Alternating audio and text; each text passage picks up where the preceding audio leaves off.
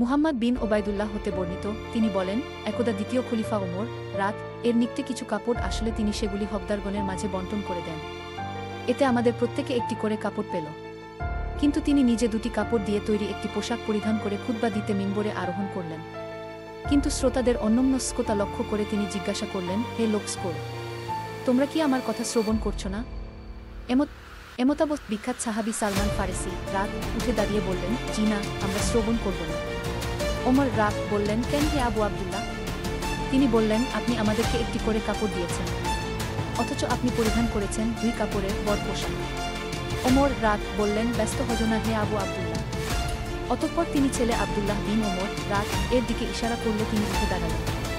অতঃপর ওমর রাত বললেন, আমি আল্লাহর কসম করে জিজ্ঞেস করছি, আমার পোশাকে যে অতিরিক্ত কাপড় রয়েছে সেটা কি তোমার নয়? রাত বললেন, জি আমার। অতঃপর সালমান ফারেসি রাত বললেন, এখন আপনি বক্তব্য শুরু করুন, আমরা শ্রবণ করব। ইবনুল কাইয়িম ইলামুল মুওয়াক্কিঈন 2 সিফাতুল মুওয়াক্কিঈন 2 সিফাতুল সাফওয়া 1203।